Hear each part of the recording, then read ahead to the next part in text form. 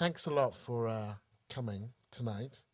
Um, as you can guess by my accent, I'm not from around here. Um, I'm from England, and in England, there's a great reverence, actually, too great a reverence for the past. And as Winston Churchill once said, he said he preferred the past to the present and the present to the future. And that's not something that an American leader, I think, would ever say. I mean, this country is steeped in a sense of uh, optimism. Is like one of this nation's most renewable resources. Um, Optimism and innocence. I keep hearing America's lost innocence, and America always seems to find it again just in time for the next crazy thing. There was there's a textbook called America's Promise, and it's used by a lot of the country's high school students, and it tells the story of the country from the Ice Age to the present day. And so it's 690 pages detailing, among other things, genocide, slavery, segregation, Vietnam, Watergate. And then the final paragraph, after all of these things, says, the history of the United States is one of challenges faced, problems resolved, and crises overcome. Throughout their history, Americans have remained an optimistic people, carrying this optimism into the new century. The full promise of America has yet to be realized, and this is the real promise of America, the ability to dream of a better world to come. So there's that sense here, which I certainly don't have from England, of relentless progress and of boundless possibility. And it's in that framework that I think that this current Democratic primary season is understood, that America is finally going to shatter some new ceilings, to capture some new frontiers. There is a white woman and a black man in competition, and that this really once again reveals the great and beautiful promise of this country. And it's an interesting thing to watch because on the one hand there are people voting in unprecedented numbers and a real zeal, I think, a real democratic energy on the one hand. But on the other hand, if you look at any of the polls, you can see historic numbers of people thinking that the country is on the wrong track, that the best days are behind us. There is a recession, there is war, and in particular, there are polls that show that African Americans have not felt more pessimistic for about 25 years in terms of their economic circumstances. And there's a Supreme Court that is stacked to remove many of the rights that women have in terms of reproductive rights and so on. And so, in that sense, in America, it feels like where identities are concerned, or these two identities, race and gender, that these are the best of times, the Dickensian times. They're the best of times and the worst of times. And that, in a sense, is what Danzy and I are going to talk about this evening. The clash and the interaction, the conversation, the national conversation about what in many ways feels like a historic moment, and to what extent is it historic? What does it mean? What does it mean for, we can see what it means for Hillary and Obama. We hear that every day, but what does it mean for women and black people? What does it mean for America? What does it mean for identity politics? And how are we understanding this, or how are we misunderstanding this? And are we so overcome by symbolism that we are ignoring the substance? Or are symbols actually in some way substantive? To what extent do symbols, the symbolic nature of these races, really matter? So that's going to be the theme of our conversation. Danzy? Yeah, that's what I'm interested in talking about tonight. And my particular interest in the language of the election comes in part from being mixed race, like Barack Obama, and in part from being a writer who has for a long time dissected issues of racial identity and feminism. And what interests me most is the language around Barack Obama's blackness, his mixedness, language supplied both by him and the media. I think it provides a fascinating window into the American racial subconscious of today. I wrote an essay in 1998 after my first novel, Caucasia, came out, and it was called The Mulatto Millennium. I wrote it as a satire, a fantasy of, quote, mulattoes taking over the country in the year 2000. The opening to this essay read, "Strange to wake up and realize you're in style. That's what happened to me just the other morning. It was the first day of the new millennium, and I woke up to find that mulattoes had taken over. Playing golf, running the airwaves, opening their own restaurants, modeling clothes, starring in musicals with names like Show Me the Miscegenation. The radio played a steady stream of Lenny Kravitz, Sade, and Mariah Carey. I thought I had died and gone to Berkeley, but then I realized, according to the racial zodiac, 2000 is the official year of the mulatto. Purebreeds, at least the black ones, are out and hybridity is in. America loves us in all of our half-caste glory. The president announced on Friday that beige is to be the official color of the millennium. Major news magazines announce our arrival as if we are proof of extraterrestrial life. They claim that we're going to bring about the end of race as we know it." And that's how this essay opened, and it goes on to present my increasingly sort of ridiculous fantasy of a kind of mixed race supremacist dictatorship. The irony that I was playing on, and of course, the irony that I was playing on was that historically the, quote, mulatto in American film and literature has been seen as a hopeless tragedy. The term mulatto derives from the Spanish word for mule, that crossbreed of a horse and a donkey, and there was a widespread pseudoscientific belief that, like mules, the products of miscegenation would be infertile, which I'm here to disprove tonight. From the film Birth of a Nation to Faulkner's novel Light in August, the mixed race character has been seen as hopelessly betwixt and between, suicidal or doomed to a life on the edges of society. But in 2008, the tragic mulatto of yore seems to be dead, and a new fantasy of mixedness has risen up in its wake. The Tiger Woodsian model of mixedness, a multiracial prodigy who is able to relate to everyone and to have everyone relate to him. In Barack Obama's case, it is the mulatto as an almost messianic healer. We can see this fantasy being articulated in the endless retelling and fetishization of Obama's multicultural and internationalist upbringing and in the language of his own speech. I quote, "Well, I say to them tonight, there's not a liberal America and a conservative America. There's a United States of America." We, of course, read Obama as black, the first black president, but his mixedness is never far from that narrative. His white mother, his absent Kenyan father, he is read as both conveniently black and conveniently not black.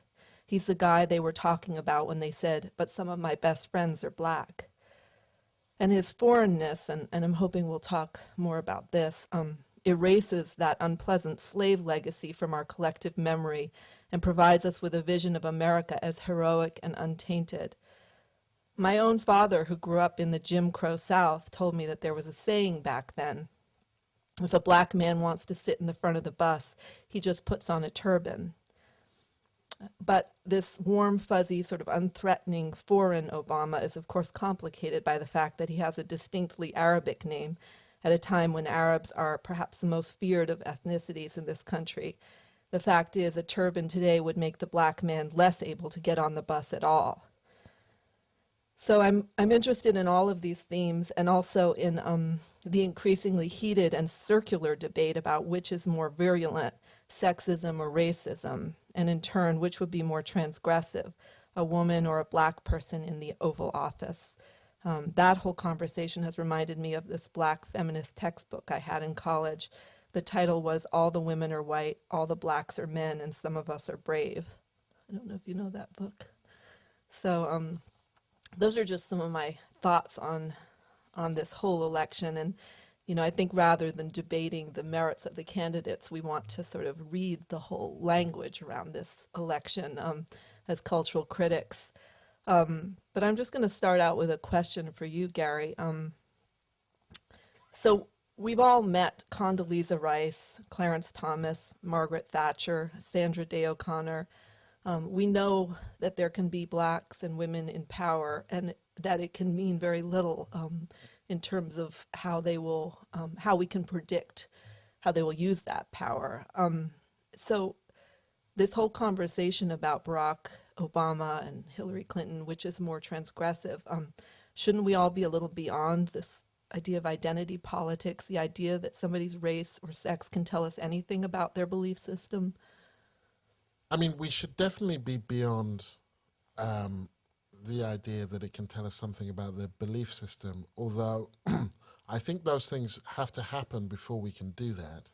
That you have to have the Margaret Thatcher before you can say, well, it's not going to make any difference. And to some extent, it makes some difference because it has happened, and so I think we would be wrong to negate symbolism as being irrelevant. That the symbolism actually, the symbolism matters, but it's who it matters to and why it matters that I think is important. And that what should be clear by now is that the fact that a black person or a woman can rise to a certain level doesn't necessarily translate into black people or women rising to any kind of level. That the individual doesn't necessarily lift as they rise, necessarily. And so, therefore, we have to look at, their agendas and what they're actually going to do. One of the problems with Hillary Clinton and Barack Obama is that their agendas are so similar. So it would, and I suppose finally I would say that the moment at which we get beyond some of this is the moment at which those things don't matter. So long as there's sexism, it will matter how high women can rise. And so long as there's racism, it will matter how high black people can rise. Sadly, the height to which they rise doesn't solve sexism or racism, but so long as those things exist, we will continue to be having. We will have to unpack what these things mean. Mm-hmm. I mean, do you think it's all a bit silly? Well, I think that the fact that their policies are so similar, and they're both actually quite centrist, has made the symbolism all that more important. As you're saying, that whole debate around which one is going to mean more, a black man or a white woman in power, has become more sort of hysterical because people are trying to find the difference between them. But I think, what gets lost in that, when identity politics sort of become the end rather than, as you were talking about, that as when they become sort of overly important, we miss the discussion of power and we miss the conversation of the real issues that are at stake. And that's what kind of concerns me about the kind of, even Barack Obama's speeches. There's so many sort of cliches and so much in them that's just very vague. I think that's, he can sort of get away with a lot just based on the fact that we like what he represents on the physical level. Yeah, I mean, I do think in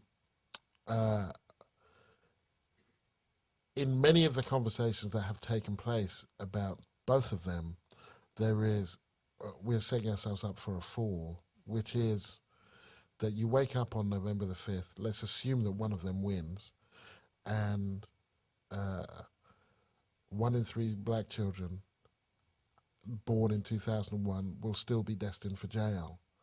And how do we explain this when we have a this person in president, as a president. And I think there was a piece in the LA Times recently, and the first half was, what a wonderful thing that Barack Obama, is doing this. And then the second half was, and this is why we don't need affirmative action. Oh wow! So there is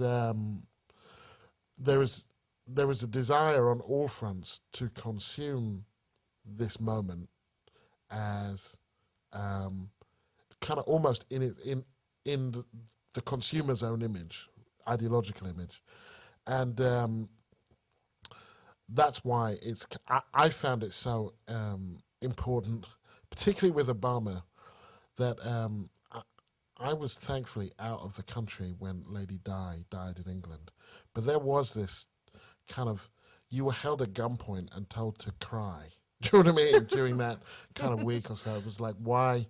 You couldn't have a critique about the monarchy. You couldn't have a critique about celebrity. You just had to look sad. And with Obama, there is a desire from many to be euphoric at the barrel of a gun, almost. And that if you want to, any analysis is seen as cynicism. If you say, well, I wonder what, I actually wonder what this is about. And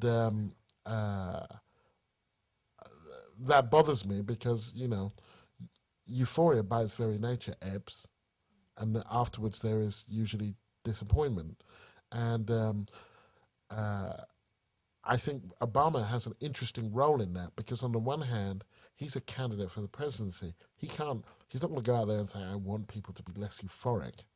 I mean, and yet the basis on which he encourages the euphoria, which he does in a variety of coded ways, actually creates a problem for us, I think. Yeah, I mean, I don't agree with that statement. There isn't a liberal America and a conservative America. There's a United States of America. I keep looking for where that's true and what he's actually means when he says that. And I think he's doing a very sort of delicate dance that I recognize that he has to do that, say, Edwards might not have. I won't bring Hillary into the mix yet, but I mean, he, as a black man running for president who has the potential to win that, he has to tap into sort of a very safe and comforting vision of America. So it's very unclear to me what once, and hopefully, I am as guilty as anyone else of being, excited about the idea of him as a president. But if he actually does become that, what that will translate to? Is he going to become just the ultimate centrist? Is he going to, try to appeal to everybody and therefore fail to get anything done? I find it almost exhausting sometimes thinking about that task ahead of him, and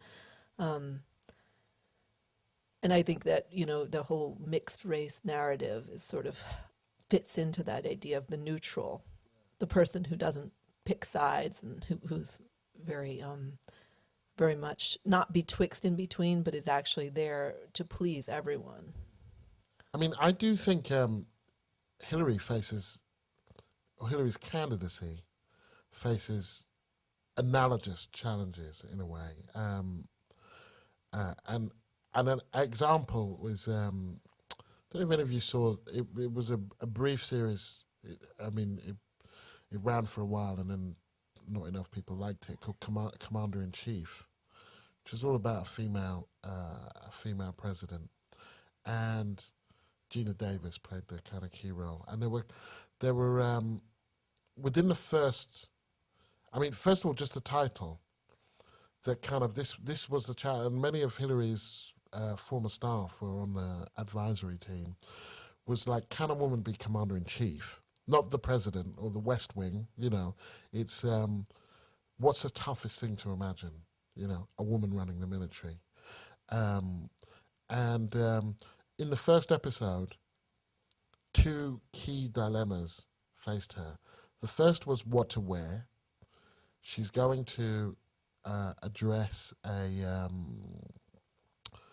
not quite State of the Union, but the president's died and she's now taken over because she was a vice president. And her daughter's in the car with her, and she spills some grape juice on her new frock, and so her aide gives her a scarf to kind of cover it up. But it's this kind of like, God, I'm not going to look my best in front of my people. And then the second thing, so the first thing is what to wear, and the second thing is who to invade.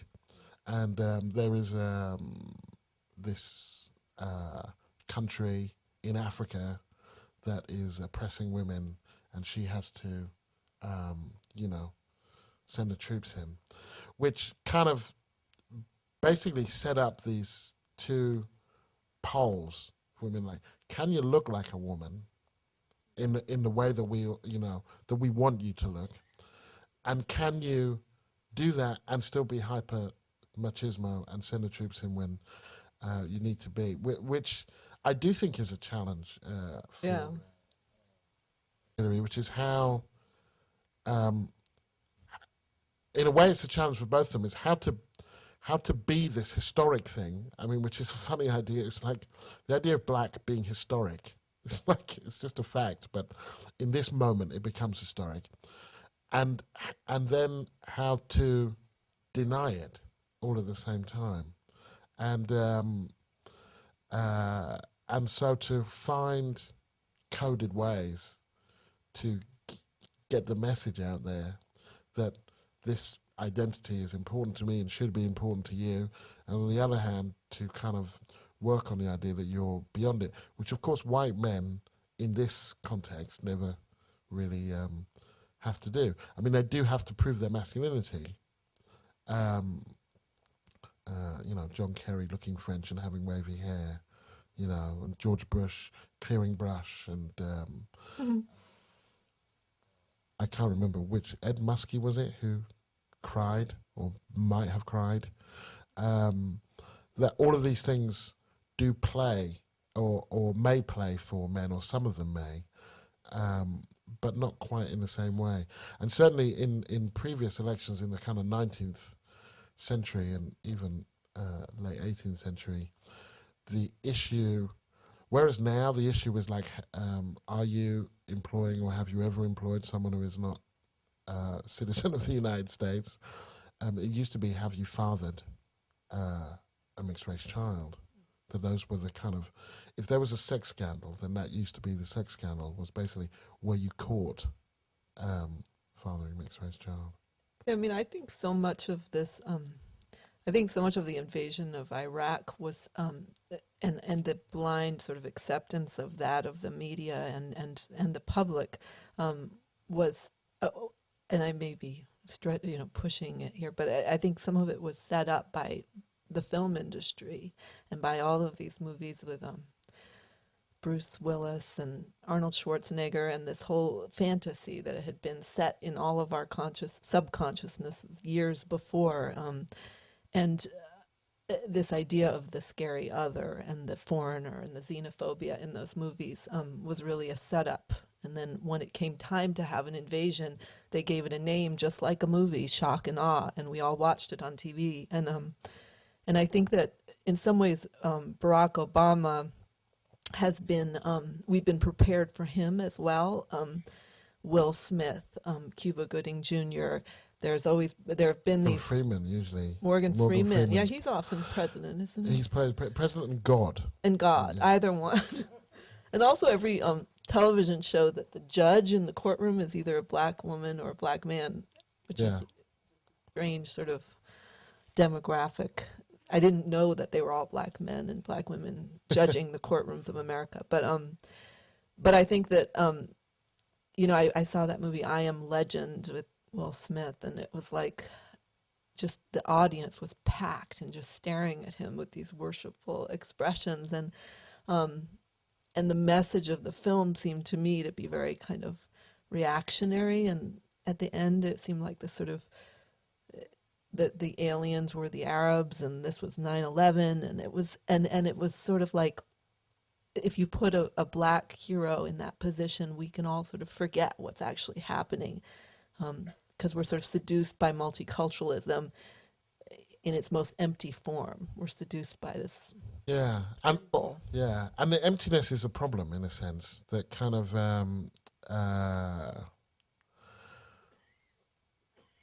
at a time when, particularly with the subprime mortgage crisis and other things, huge jail numbers and so on, that real substantial things are needed, that in place of that substance, a kind of inadequate balm is applied. And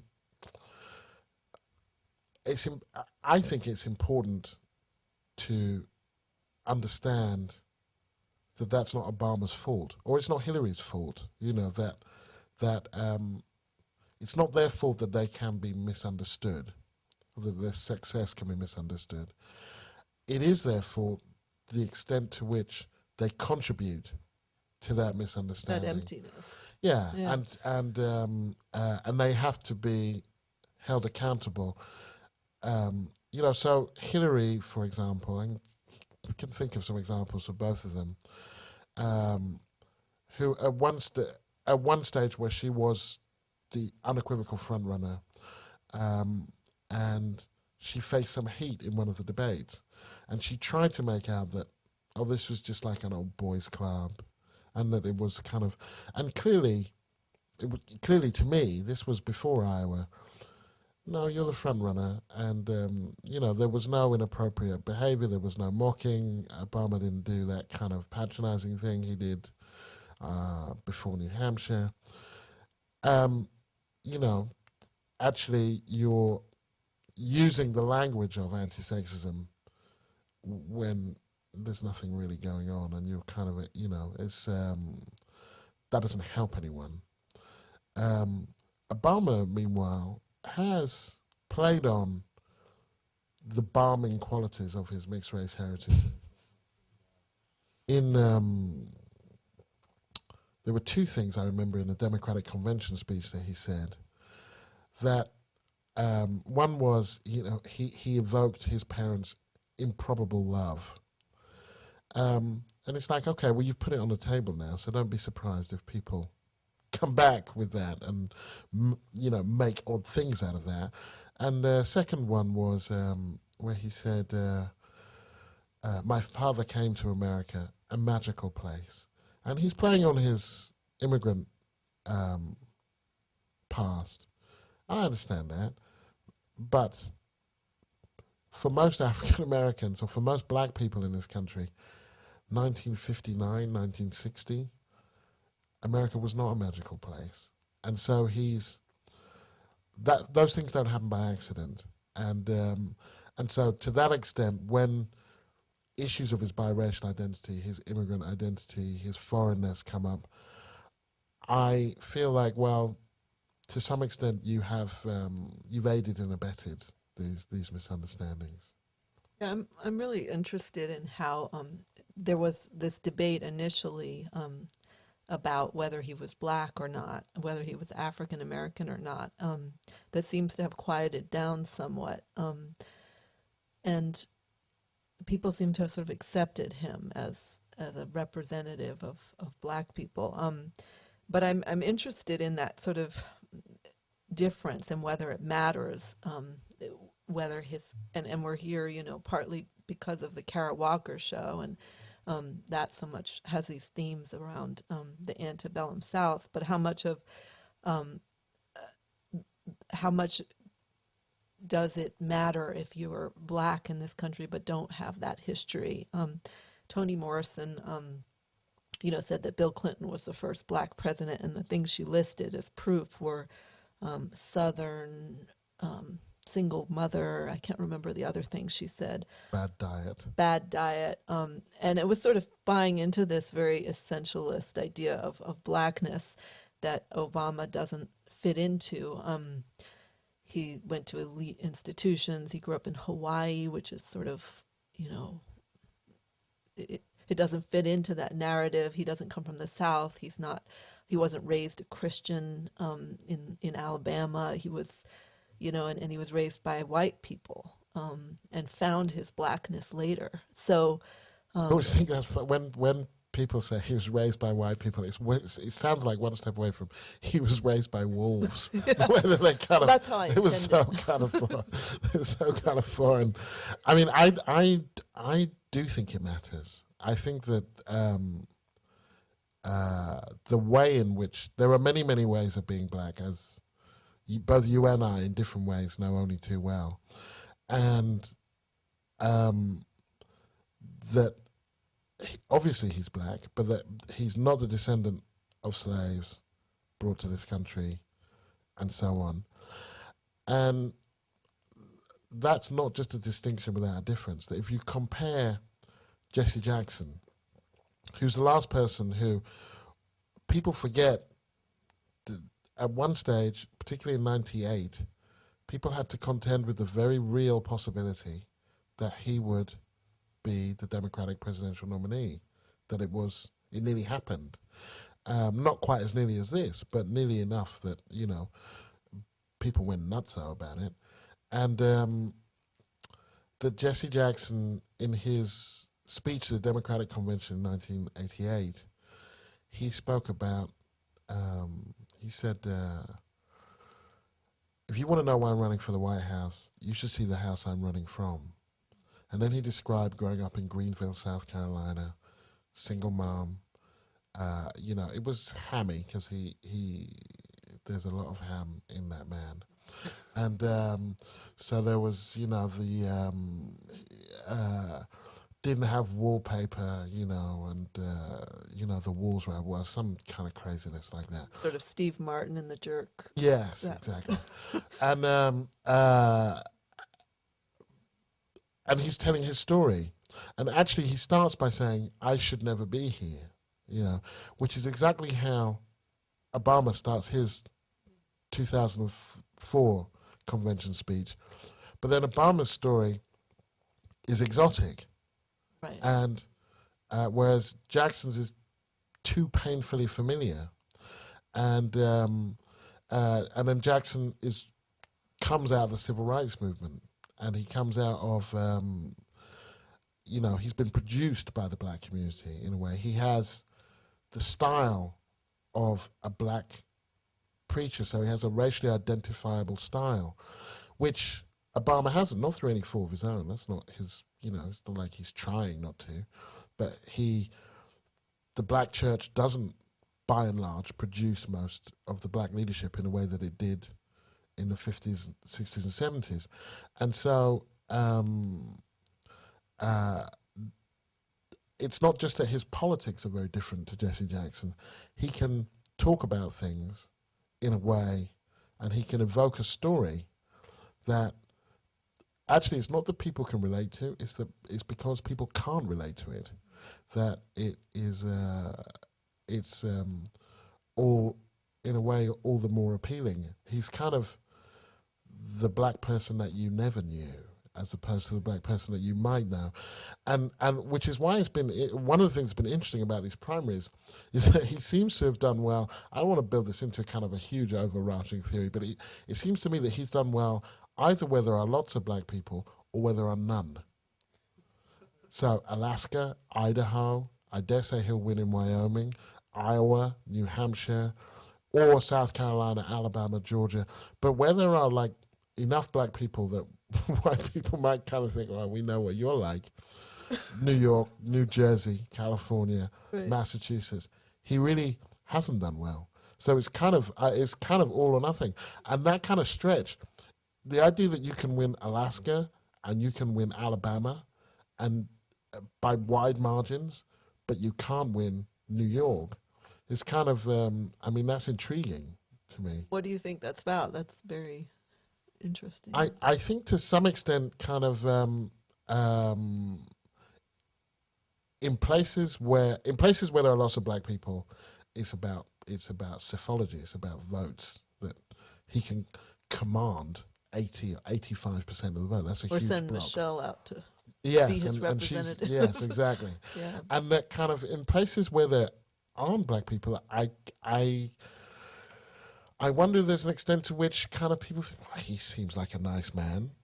And there's no kind of place in which you can locate him as someone who might break into your house or who might, do you know what I mean? Or who might do it. I mean, I can't imagine, I can imagine that racial fears in Alaska are quite abstract. Yeah. And so They learn about black people from the from Cosby the Show or from the from yeah, TV. yeah, So he's another black guy on TV, but he's quite nice, and he's not going to go in and move next door to you. right. Yeah, I think yeah, that's what I was sort of getting at when I was saying that his foreignness makes it seem as if America is untainted in some way, and that we can sort of all have amnesia then about the history that produced most of the people like him and produced me. I come from my father's from this deep South and has a very murky sort of um, history. We don't know past two generations where his family's from, and black family, and my mother's family were the largest slave trading family in the Northeast Corridor. And so that's America, that story. And his story is much less problematic and anxiety provoking.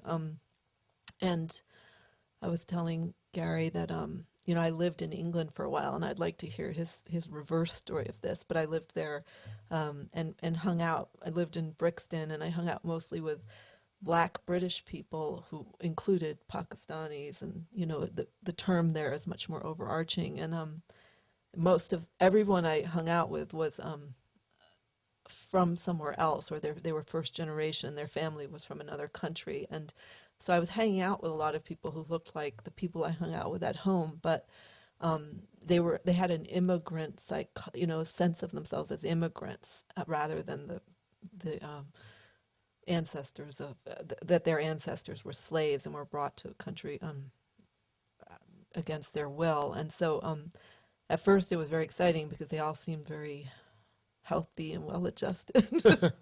And then I just started to realize that I didn't make sense in that context, and it began to feel a bit lonely. And I rather missed this country and all of its problems. And I had a chip on my shoulder, and nobody else seemed to have that same chip, and it was kind of Different chips. a bit lonely. Fish and chips. Yeah, different kind of chip.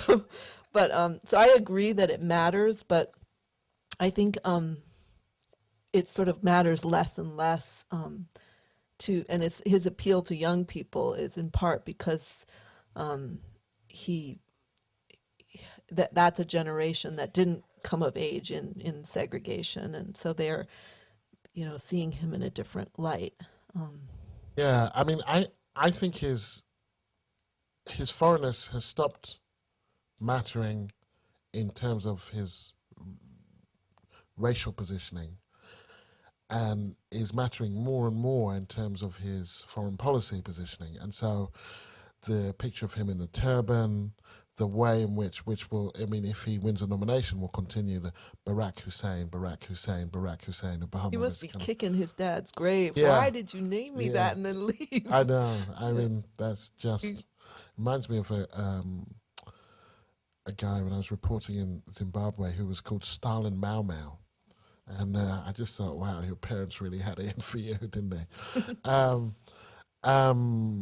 But that I also think there is a way in which one understanding of him, and I've heard people articulate this or inarticulate this in a way, is that he, in his DNA, almost literally in his DNA, he embodies a resolution of a number of problems.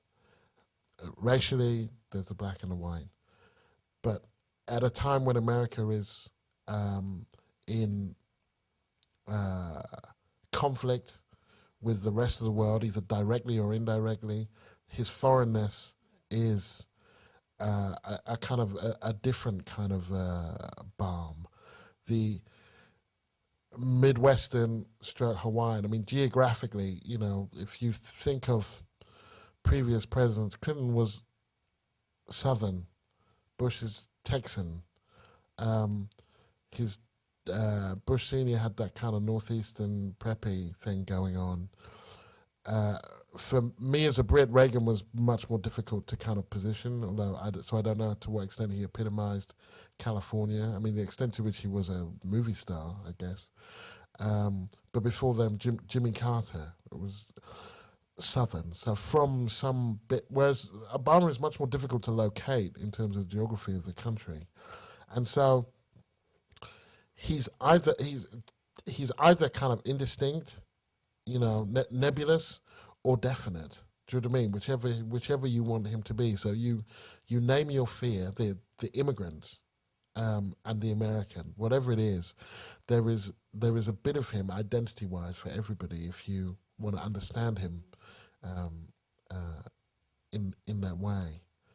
Um, I mean, I would say, coming back to your question about the kind of reverse notion of, or the reverse experience of kind of being black here, is that it's true that growing up, and this will be different for my nieces and nephews who are, you know, literally of a different generation and who don't grow up with a map on the wall of, Barbados, which is where my parents are from.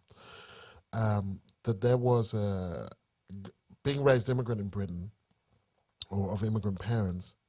Um, you you had the thing which I think all immigrant parents do, and I'm now an immigrant parent living in America, of desperately wanting to convey some of your upbringing and some of your cultural history, to give some of that to your child.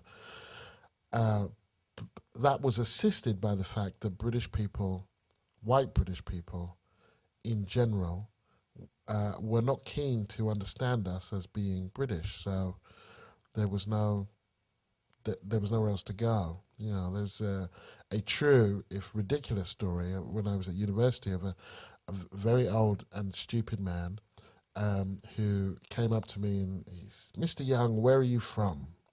Now in England, when people ask that for black, they don't mean Liverpool or Manchester. So I said Stevenage, which is the town where I grew up. And he said, "Well, where were you born?" And I said, "Hitchin, which is the town just next to Stevenage." So then he said, "Well, before then." I said, "Well, there was no before then." "Where are your parents from?" "Barbados." "So you're from Barbados." So you get that long enough. I was 17 before I would define myself as British.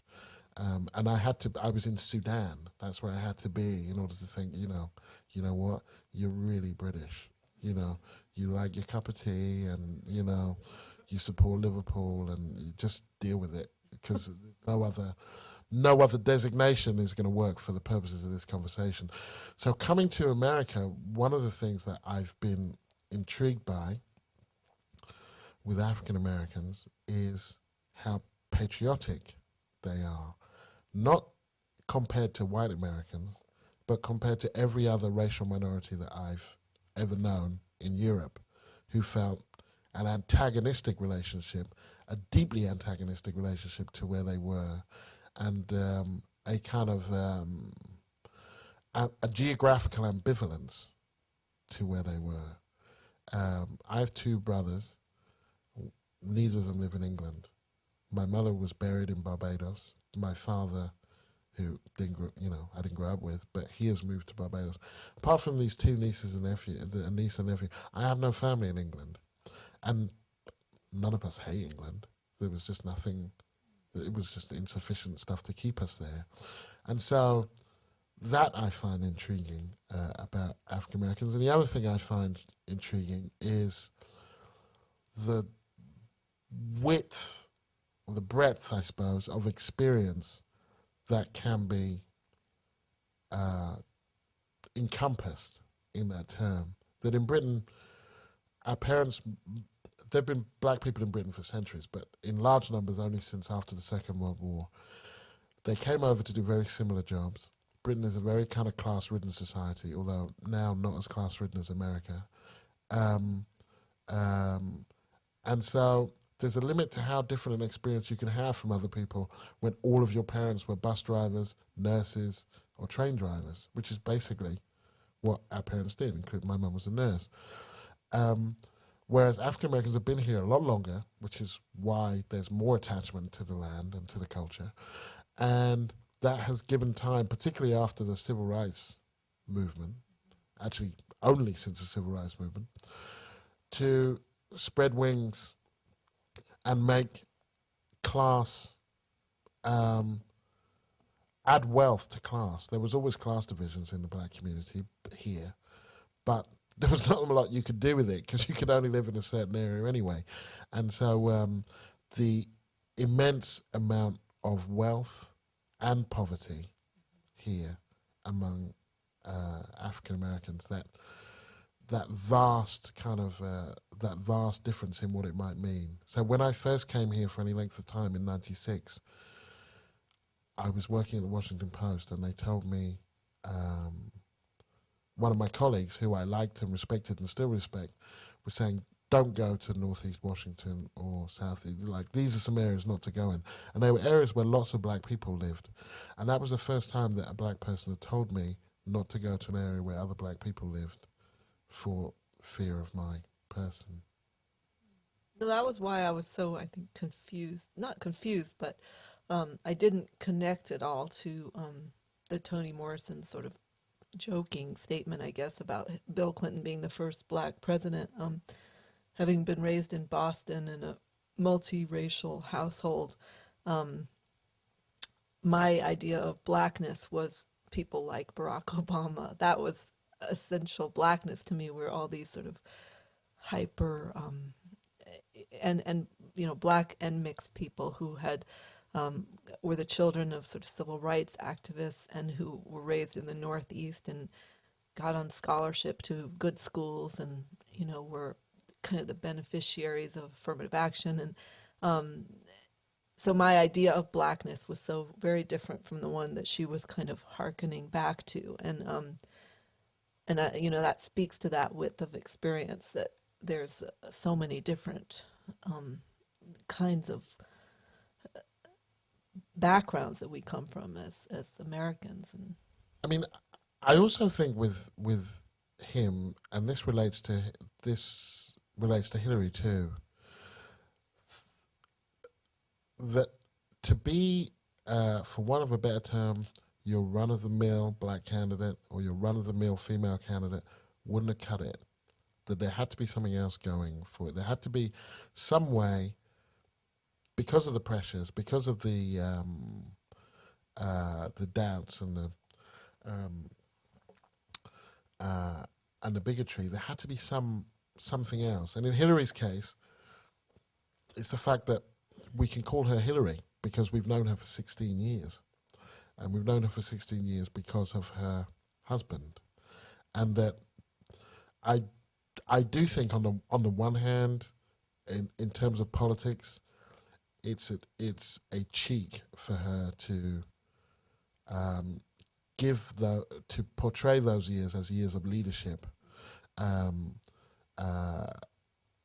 She didn't answer the phone at 3 a.m. He did. And as senator for except New when York, it was Monica calling. and as senator for New York, you don't get to answer the phone at 3 a.m. But on the other hand, when people say, well, she would never have got there without him and blah, blah, blah. Well, I think, well, yes, a regular female candidate would not have been able to do this. And so the fact that she's atypical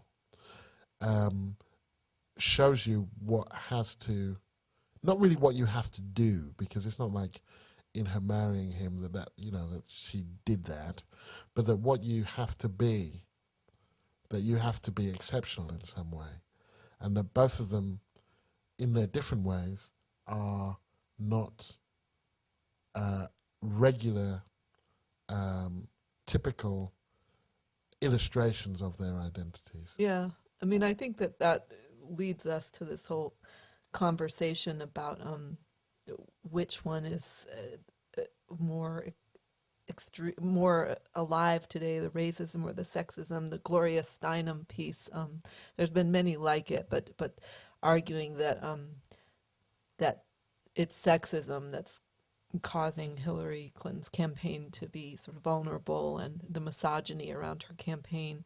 And I'm one of that generation of, I guess, younger women who I was actually very sort of taken aback by the accusations that by a sort of older feminist guard that I was somehow that I should vote for her based on her sex, and that should be something that would just be a no-brainer for me, that I would vote for this woman. I guess I was raised in a kind of world where wealthy white women were not the most loathed and vulnerable class of people that I saw in the world, and class and race were a much bigger, sort of more visibly depressing situation. That's not to say that there hasn't been a lot of misogyny in the language around her and in the media. I use the example of O.J. Simpson. Was there a lot of racism in the portrayal of him during the whole O.J. Simpson trial? Did Time magazine darken him on the cover? Yes, there was a lot of racism. Do I think he did it? Probably. So, do I think there's a lot of misogyny around the Hillary Clinton portrayal of her? Yes, but do I think that she's somehow the right woman for the job, and that she's without her own problems as an individual? No, that's... Yeah, I mean, I must say I've been disappointed by an element of feminism that has seemed to make two kind of crucial mistakes to me in their kind of evocation of Hillary as the inevitable standard bearer, and that those who don't support her are sexist. I mean, some have actually said that. The New York chapter of Now said that.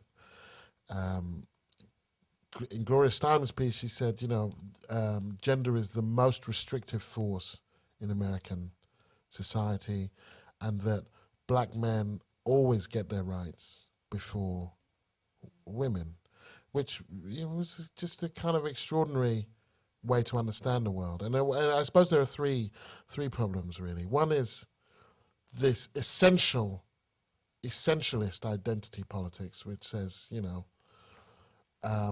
because of these biological factors, you must support this person, which really then Condoleezza Rice should just get in the race and she wins hands down, regardless of what she's going to do or whatever. And we definitely, that level of identity politics is chronic.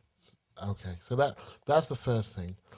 The second is that it's an understanding of identity that ignores that we all have multiple identities, and therefore negates the presence of black women who are apparently kind of bipolar, because they've got this black thing going on, they've got this women thing going on, and they don't hold these two things together in their body as black women. They are, just trying not to split themselves in two. And this is a historic problem for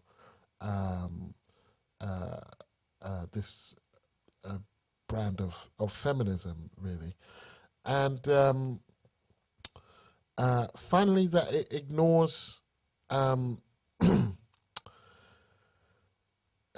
it ignores what has happened over the past 30 or 40 years in terms of developing a feminist critique that doesn't rely on a hierarchy, a race, or a hierarchy of race and gender and so on, which I think it's fine to qualitatively compare the different experiences of race and gender and sexual orientation and so on. There's that great Quentin Crisp line where he says the difference between being black and being gay is that you don't have to come down one morning and say, "Mum, Dad, I'm black." But then there is then the question of what to do with black gay people. But which this tries to quantify it and to say, well, being black is much worse, or being female is much worse.